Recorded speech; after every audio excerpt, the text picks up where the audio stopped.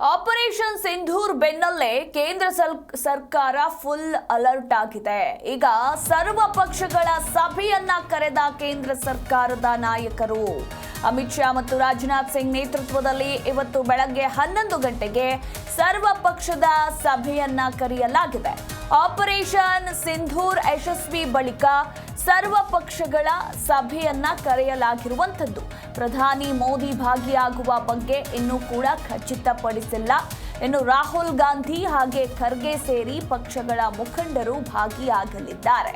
ಸದ್ಯಕ್ಕೆ ಸಾಕಷ್ಟು ಕುತೂಹಲ ಕೂಡ ಮೂಡಿಸಿದೆ ಈ ಒಂದು ಸರ್ವ ಪಕ್ಷಗಳ ಸಭೆ. ಸದ್ಯ ಭಾರತ ಸರ್ಕಾರವು ಉಗ್ರರ ವಿರುದ್ಧ ದಾಳಿ ನಡೆಸಿ ಯಶಸ್ವಿಯಾಗಿದೆ.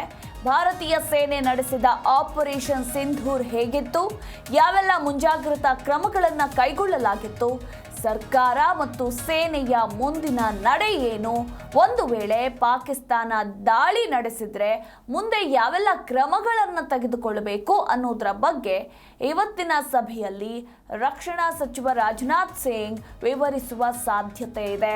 ಜೊತೆಗೆ ಸರ್ಕಾರಕ್ಕೆ ಮುಂದೆಯೂ ಕೂಡ ಬೆಂಬಲ ಸೂಚಿಸುವಂತೆ ಕೋರುವ ಸಾಧ್ಯತೆಗಳಿರುವಂಥದ್ದು. ಈ ಒಂದು ಸಭೆಯಲ್ಲಿ ಪ್ರಧಾನಿ ಮೋದಿ ಭಾಗಿಯಾಗೋದ್ರ ಬಗ್ಗೆ ಇನ್ನೂ ಕೂಡ ಖಚಿತಪಡಿಸಿಲ್ಲ.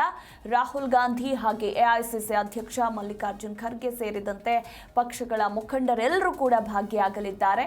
ಬೆಳಗ್ಗೆ 11 ಗಂಟೆಗೆ ಈ ಒಂದು ಸರ್ವಪಕ್ಷ ಸಭೆ ನಡೆಯಲಿದೆ ಅಮಿತ್ ಶಾ ಮತ್ತು ರಾಜನಾಥ್ ಸಿಂಗ್ ನೇತೃತ್ವದಲ್ಲಿ. ಹೀಗಾಗಿ ಸಾಕಷ್ಟು ಕುತೂಹಲ ಮೂಡಿಸಿದೆ.